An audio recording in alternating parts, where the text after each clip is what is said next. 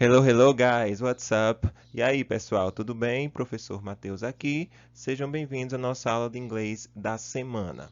É nossa segunda semana do mês, né? Segunda semana do mês de maio e é dia de atividades. E para que vocês possam responder essas atividades, eu vou deixar esse vídeo aqui resumindo o conteúdo que nós começamos a ver na última semana, que era o present continuous, né? O tempo verbal que a gente chama de present continuous, presente contínuo em inglês. Então prestem atenção, pay attention and let's go.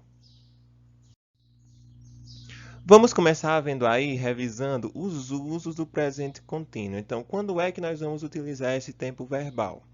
Nós vimos na última aula que nós temos pelo menos dois usos gerais para o present continuous, tá? O primeiro deles é para falar de ações que estão ocorrendo no momento da fala, ou no momento da escrita, né? Então, present é presente, né? O tempo já está dizendo, é algo relacionado ao presente e é um presente continuous, um presente contínuo, um presente em continuidade. Então, o primeiro uso dele, desse tempo verbal, é para falar de ações que estão ocorrendo no momento que a gente está falando ou que a gente está escrevendo. Por exemplo, she's driving to work. She's driving to work. Ela está dirigindo para ir ao trabalho. Então, percebam que é uma ação que está acontecendo agora, não é? Ó. She's driving to work. Ela está dirigindo para ir ao trabalho.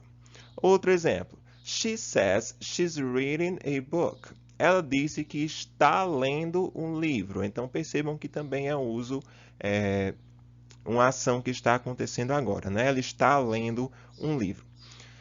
Nesse caso aqui, pessoal, apesar da gente estar falando de ações que estão ocorrendo no momento da fala, nos dois casos, né, nos dois exemplos, nós temos uma pequena diferençazinha aí, que ambas essas diferenças vão ser utilizadas com o presente contínuo, tá? No caso desse primeiro exemplo, she's driving to work, ela está dirigindo para ir ao trabalho, nós temos uma ação que está acontecendo exatamente agora, né? Ela está dirigindo para ir ao trabalho. Eu, por exemplo, estou dando aula, vocês estão assistindo aula. Tudo isso são ações que estão ocorrendo exatamente agora, né? Ela está dirigindo. No segundo caso, pessoal, nós não temos exatamente uma ação que está acontecendo no momento que a gente está falando. Ó. Na verdade, ela está falando no celular e no telefone, né? E no telefone ela está dizendo que I'm reading a book, que ela está lendo um livro no momento. Nesse caso aqui, nós temos uma ação que está em continuidade no presente, uma ação que começou no passado e que ainda não foi finalizado, tá? Então, nesse caso, nós também vamos utilizar o presente contínuo. Percebam, ela disse que está lendo um livro. Então, um livro, quando nós começamos a ler, geralmente ele dura mais de um dia, né? A gente começa lendo e passa um dia, 2 dias, vários dias. Então, percebam que é uma ação que dura durante um período de tempo, né? Mas durante esse período de tempo, aquela ação ela está em continuidade. Você está fazendo aquilo de maneira contínua, tá? Então, nesses casos também nós vamos utilizar o present continuous em inglês. Tá certo? Para ações que estão acontecendo exatamente agora, como no caso da primeira, she's driving to work, e para ações que estão em continuidade no presente, algo que começou e não foi finalizado. Tá ok? E o outro uso do present continuous é para expressar mudanças que estão ocorrendo na atualidade, tá? Então, por exemplo, tourists are visiting favelas in Rio. Os turistas estão visitando favelas no Rio. Então, nesse caso, nós também temos aí ó, o presente contínuo, não é? Tourists are visiting favelas in Rio. Os turistas estão visitando.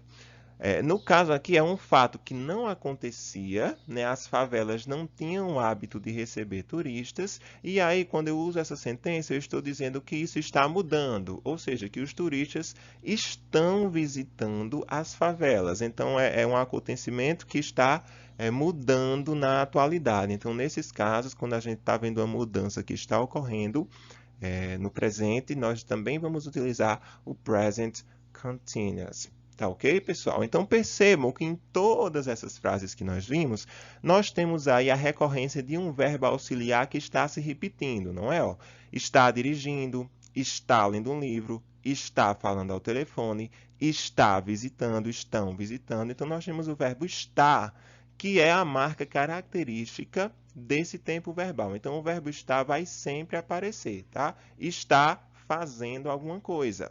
Então, a gente tem que lembrar, primeiramente, como é que a gente diz o verbo estar em inglês, né? Que no caso é o verbo to be.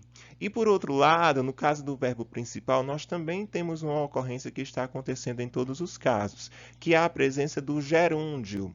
No português é quando termina em NDO, né? Ó, visitar vira visitando nesse tempo verbal.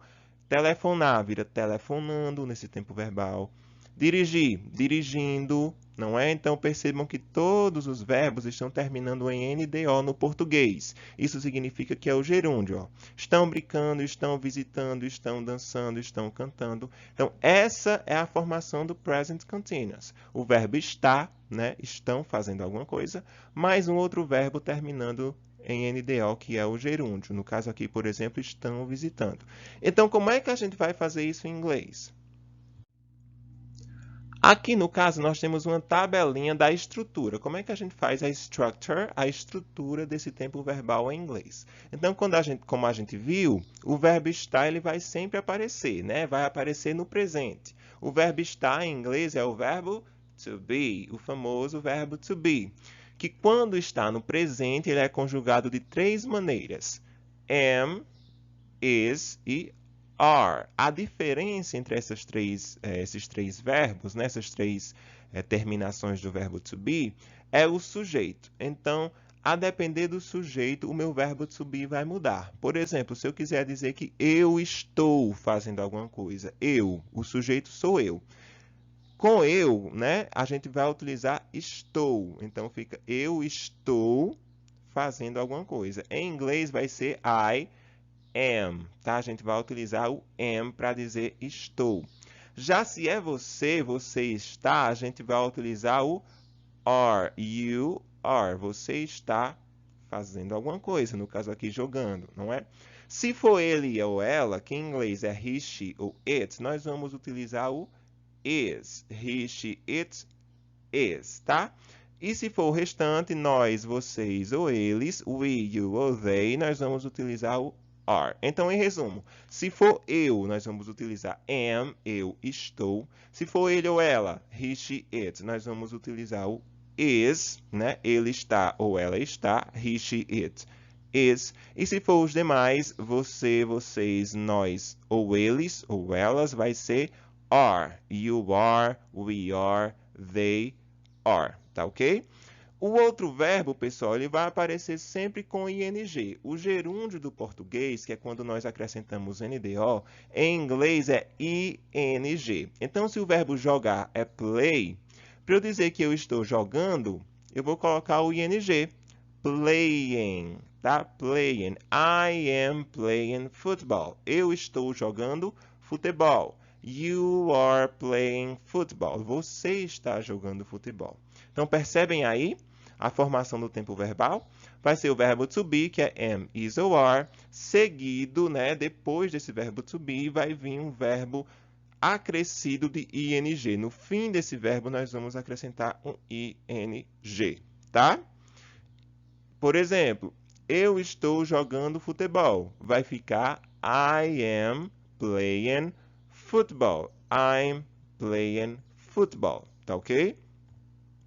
Shirley está cantando agora. Percebam que é uma ação que está acontecendo nesse exato momento. Então vai ficar Shirley is singing now. Is singing. Is porque Shirley é ela, né? E com ela, que é she, a gente vai utilizar o is.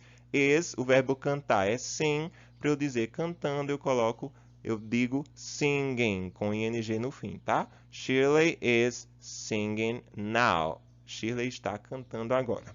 E um último exemplo, eles estão crescendo rápido. They are growing fast. Grow é o verbo crescer. Para eu dizer crescendo, eu acrescento o ing, não é? Growing. They are. E eu estou utilizando aqui o are porque com eles, né, com they, eu utilizo are, o verbo to be are, tá? They are growing fast. Tá ok, pessoal? Eles estão crescendo rápido. Isso aqui é só revisando o que a gente viu na última semana, tá ok? E uma última dica aí é que quando a gente quer fazer a negativa desse tempo verbal, ou seja, quando a gente quer dizer que nós não estamos fazendo alguma coisa, a gente é só pegar e colocar o not, né, que é a partícula do inglês que significa não, junto a tempos verbais. Então, eu não estou, vai ficar I am not. Eu pego esse not e deixo depois do verbo to be, tá? Então, por exemplo, se eu quisesse dizer que eu não estou jogando futebol, eu vou dizer I am not playing football. É só acrescentar o not depois do verbo to be, tá? Shirley não está cantando agora. Shirley is not singing now. Tá? Então, para eu colocar na negativa, é só pegar o not e colocar depois do verbo to be. Beleza, pessoal? Então, em resumo, o tempo verbal que nós estamos estudando é esse. Na próxima aula a gente vai aprofundar mais um pouquinho, tá? Mas por enquanto é isso. Estudem, pratiquem, respondam a atividadezinha lá do formulário, tá? E nos vemos na próxima aula. Bye, bye.